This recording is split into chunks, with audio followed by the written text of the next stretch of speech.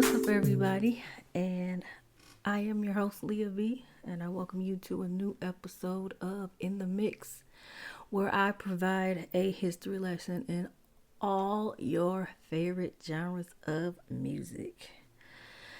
So I know. I haven't been on my game as far as dropping episodes and everything. I know the last episode was in August.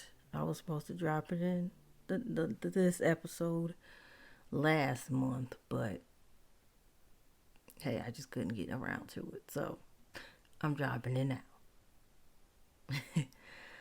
So anyway, I'm glad you guys are still rocking with me. So let's get into this episode. So this episode is about how fashion influenced hip hop. So let's get into this episode. So fashion and music marries very well. Like very well. So they've been together for many years, especially in the hip hop culture.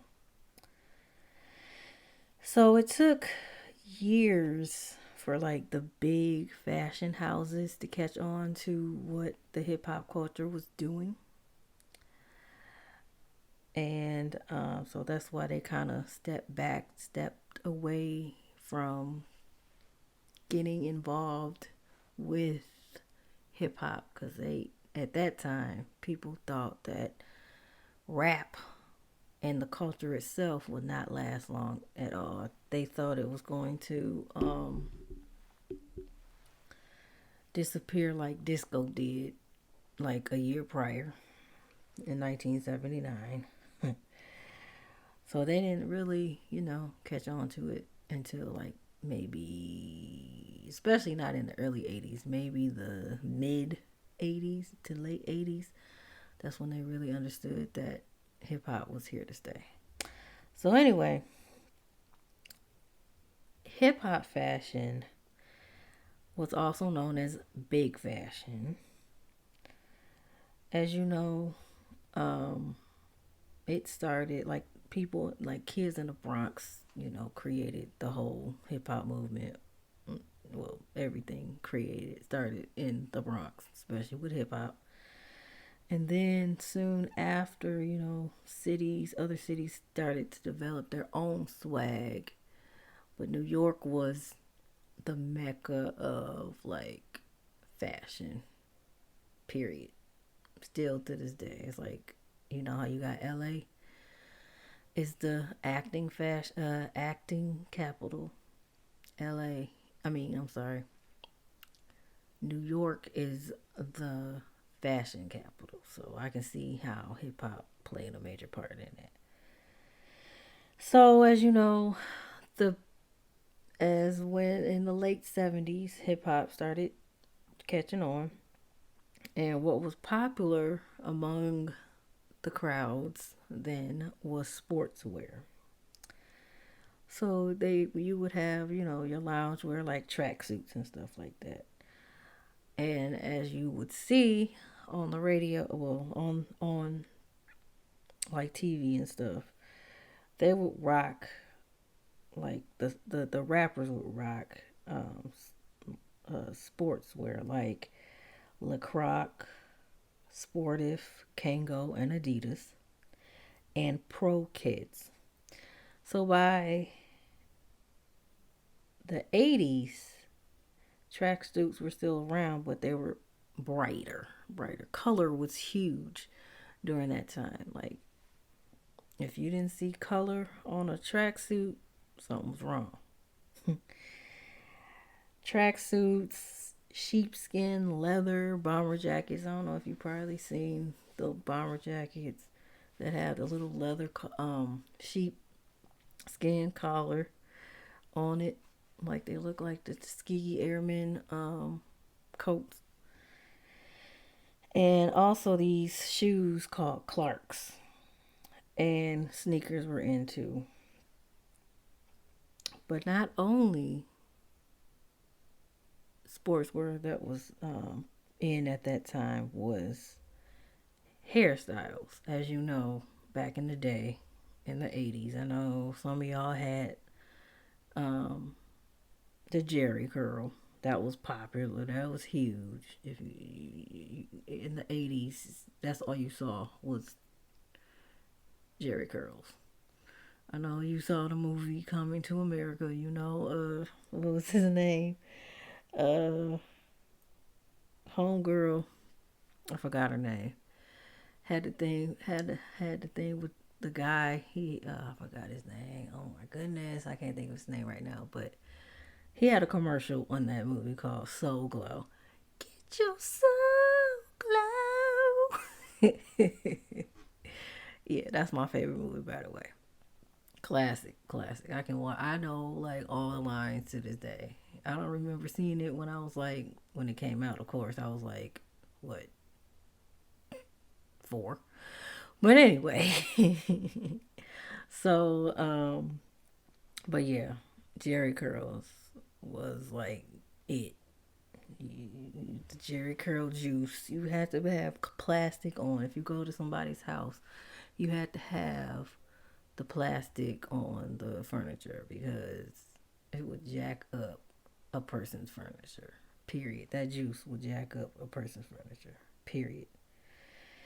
So, but another trend that became popular that was um, pioneered by this guy by name Dapper Dan in the early 80s was the adoption and the use of high net worth fashion houses, brands like Louis Vuitton, Fendi, and Gucci.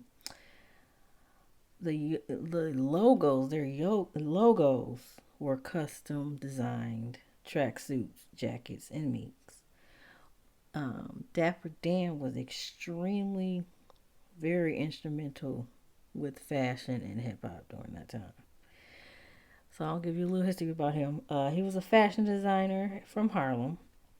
He started his career in 1973, in 1974 in NYC, where he opened up um, Dapper Dan's boutique, and it was born in 1982. So the shop itself officially opened in 82, but he began his shop in 74. His shop was 24 hours and was open 24 hours and 7 days a week. So people was coming in and out, in and out, in and out. And it was open during it started during the crack era, of course. And his trademark um, was he would take high fashion brands, the emblems, their logos, and create um, knockoff designs of the fashion brands like Gucci and Prada and Fendi. He got in trouble for that. I think I was reading a biography of his, and he got in trouble. He got arrested for it. For just, like the feds was like after him. So, um, and I think he was on the run for a while for it, but I think he finally paid his dues with the feds and everything. So, but his clothing was considered streetwear, but his the fashion itself was inspired by the Rack Pack, like the 50s and 40s and 50s, like Sammy Davis Jr., Frank Sinatra, um, forgot the other guy's name. Can't think of his name right now, but that was his signature, the whole Rack Pack vibe. So his first clients was hustlers and drug dealers. He ventured into the hip hop world in the mid 80s, 1984, whoop, whoop, the year of my birth. And his first major client was LL Cool J. He became a the go-to designer for the hip hop movement ever since.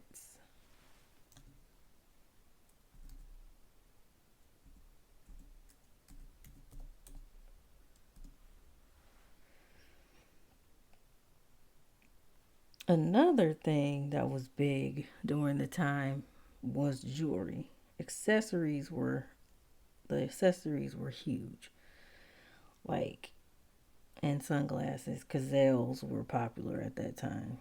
And Kango hats, bucket hats that LL Cool J would wear in his music videos.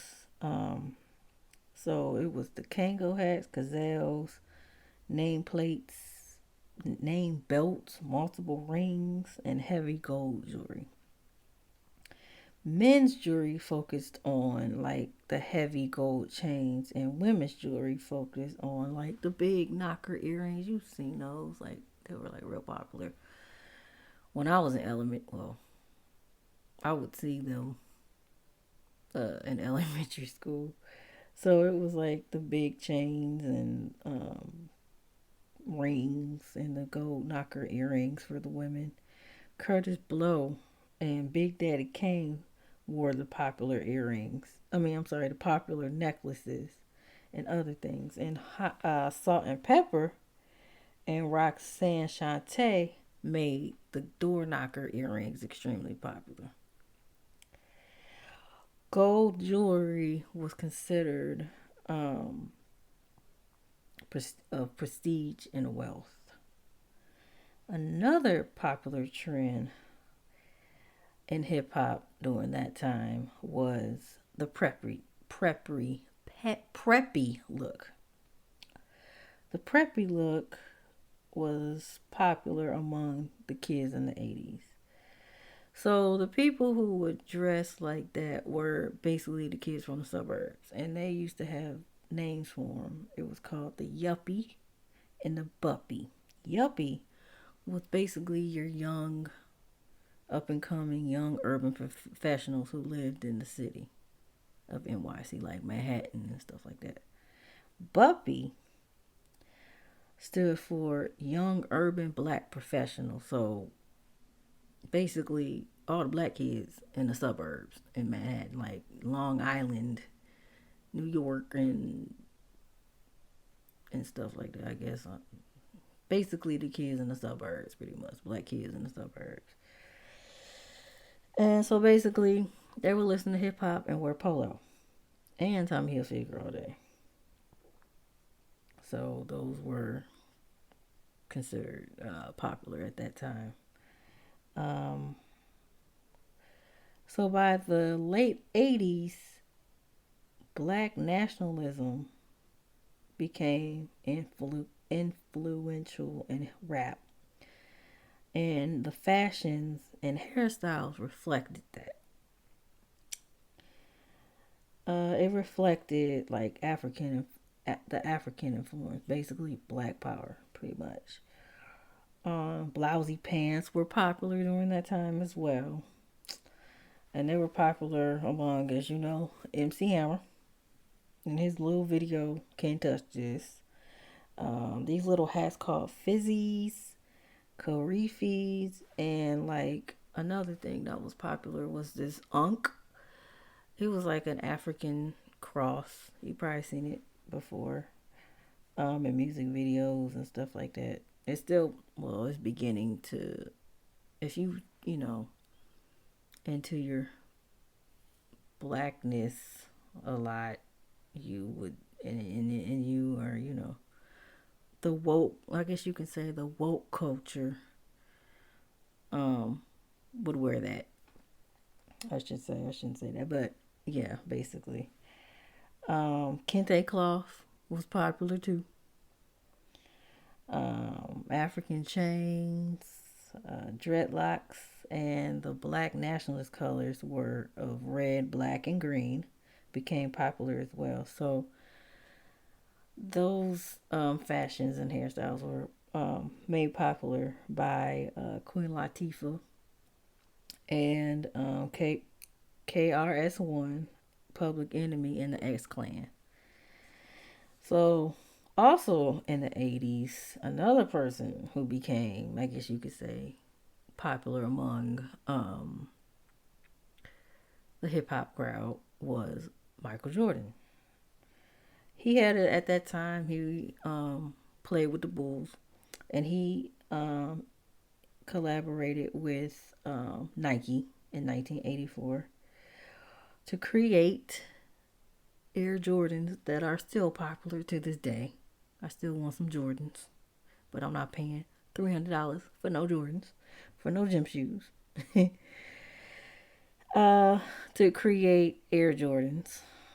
Um, they were popular among the basketball players, of course, but they became really popular among rappers. And Nike would release the retro versions of his shoe, and um, those things became so popular that they sold within minutes. His shoes did. His retro Air Jordans. They still do to this day. But other clothing brands such as Reebok was popular too. Also, I forgot another one that was popular as well was British Knights. I used to love me some British Knights. I used to have some British Knights too in elementary school. I thought I was like the coolest kid ever with some British Knights. I know y'all remember British Knights, LA Gear. Man, those were the days.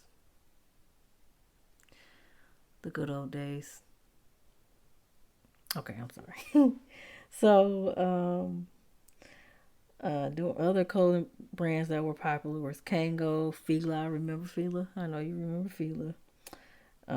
Champion, Carhartt, Heart, um, and Timberlands. Oh my God, Timberlands are like extremely popular in on the East Coast. Like in New York, if you didn't have no Tims, you're not popping. I still got some Tims too. I might bring those back out.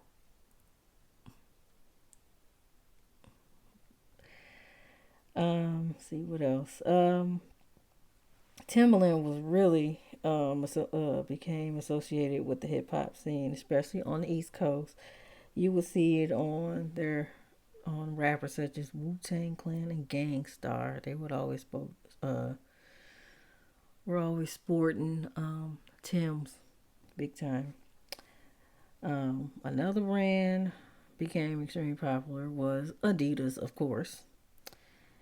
Emphasis on my episode, the episode itself, Me and My Adidas, was extremely popular.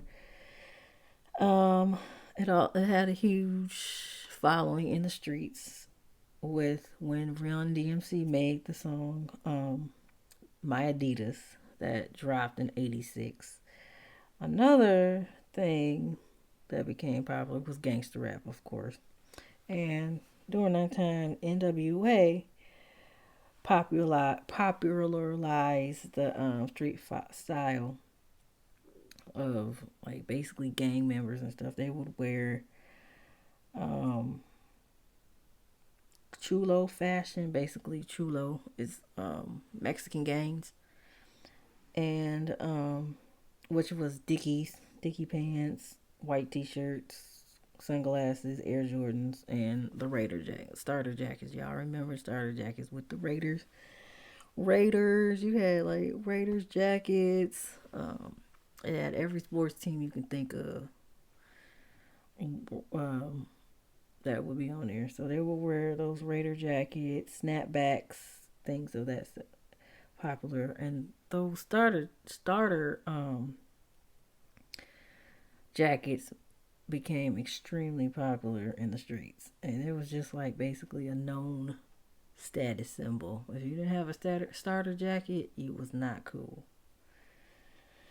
So by the 90s, black nationalism was still huge, but not only pro blackness that took over during that time, but baggy, bright colors, like I mentioned before, were in. Kid and Play, Left Eye, popularized bright colors with the baseball caps. Well, basically TLC and Aaliyah at that time created a fashion trend among women. Baggy pants with the crop top. That was Aaliyah's style. And like the sports bra. And the flannel shirts. And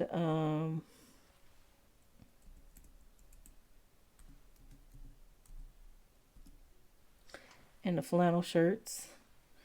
And those were considered popular among women.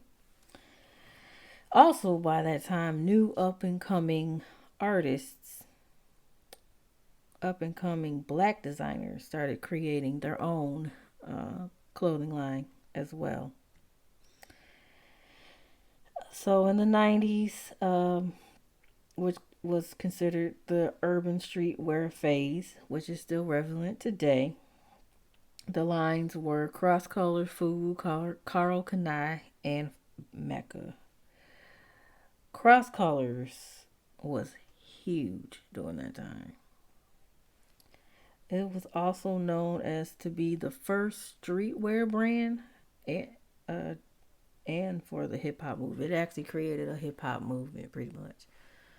I remember I used to have some cross colors. They were orange cross colored jeans. I thought I was the baddest 8 year old there was. Oh my god, I thought I was doing something with them cross colors. I know y'all had some. Man, I thought I was doing something with those. So they were known as they were started in 1989, and the brand went by um, a slogan called "Clothes Without Prejudice," basically. And the company's theory was aimed towards black youth. They would use their clothing as a political statement, and they were known to they were very political with their social issues and everything like that. So, but yeah, those were very popular at that time as well. And um, uh, another clothing line that was influential in hip hop was Fubu. As you remember, as you know, Fubu was started in 1992 by Deadman John. You probably know him as on Shark Tank if you watch Shark Tank. That's my show, by the way.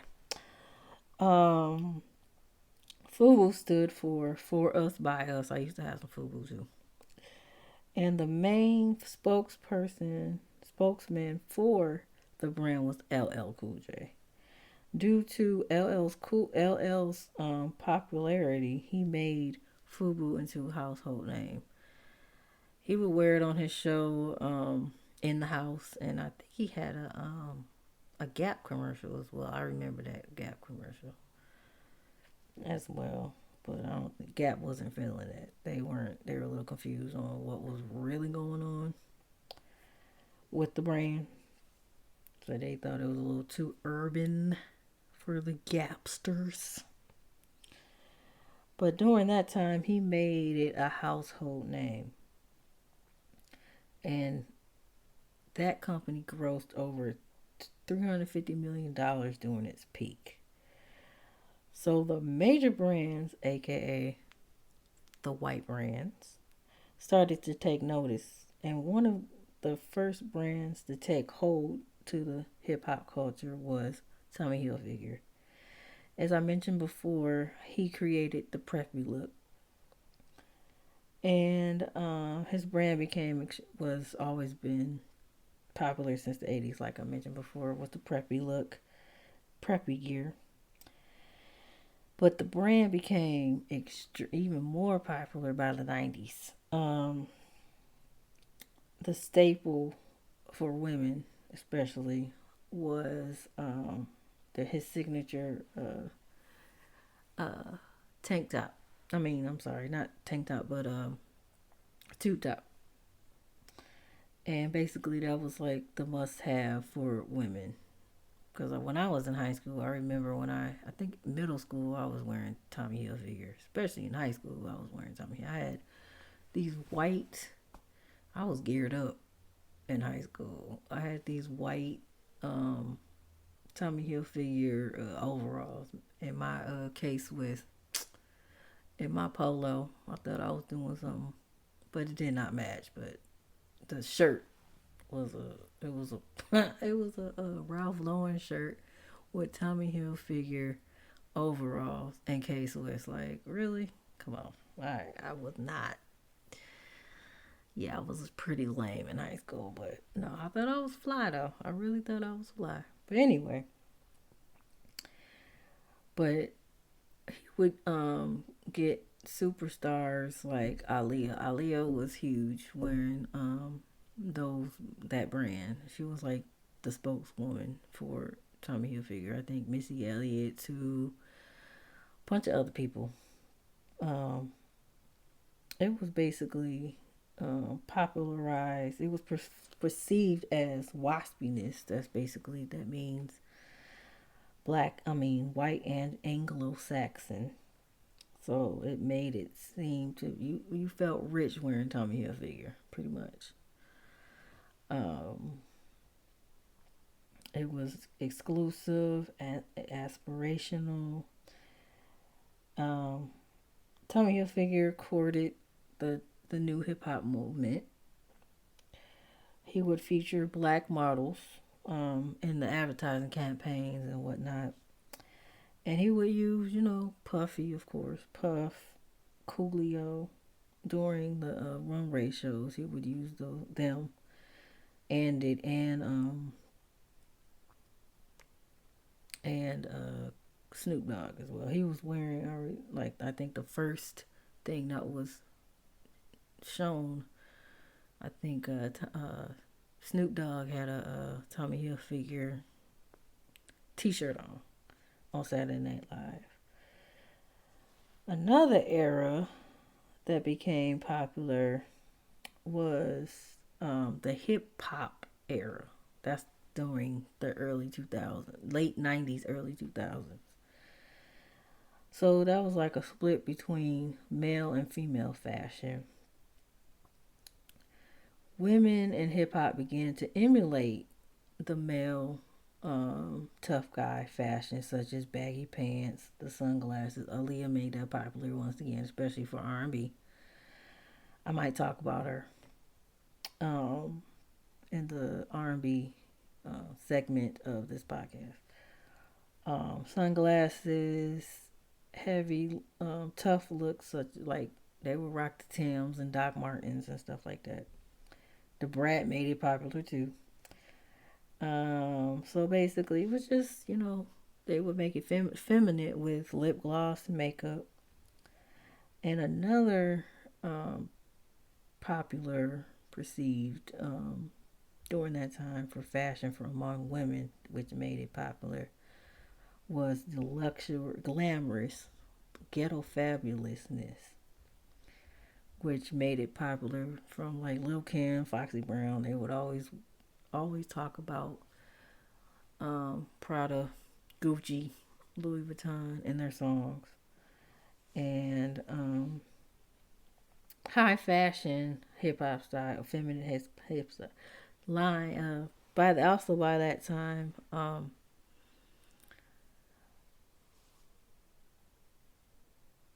that time, Kamora Lee Simmons popularized, like tapped into the feminine market with baby fat. I had baby fat too. I thought I was doing something with some baby fat too. And she became popular with that. She became a household name. Like her husband, Russell Simmons, he created Fat Farm. And also during that time, celebrities started to create their own line of clothing. The first one I remember probably was Puff Diddy with Sean John, and then Wu Tang Clan had Wu Wear, Pharrell had the Billionaire Boys Club ice cream shoes. Nelly had Apple Bottom.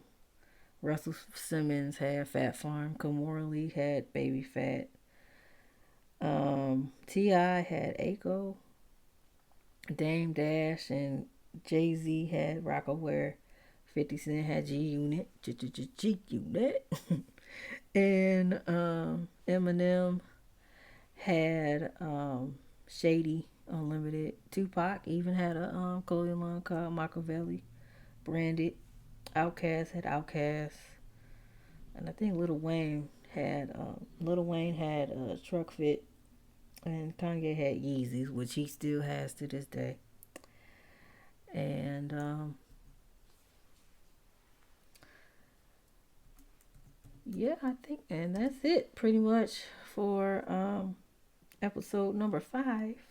Fashion will always be a mainstay for hip hop for the years to come. And that's pretty much it for um, for episode number 5. I apologize for the delay. I'm glad you guys are still rocking with me. I'll try to be a little more consistent. I've been saying that since the beginning. I've been saying that, but I'm going to be consistent with my episode posting and everything, and not have you guys wait for a while. So, if you guys want to keep up with me, you can follow me on Instagram, which is In The Mix with Leah B. Facebook, In The Mix. I will be hopefully, so you guys won't just have links. I'm going to be creating a website soon, so I can just send the website instead of just sending you links to the different streaming platforms and everything like that. So that will be coming soon, shortly. So with that being said, I thank you for listening. I appreciate all that you do. I appreciate you listening to what I have to say. I am glad you guys are enjoying my episodes. I try to make it fun because I love music and history. So I'm glad you guys enjoy what I do. And with that being said, thank you for listening. Until next time, I am your host, Leah B.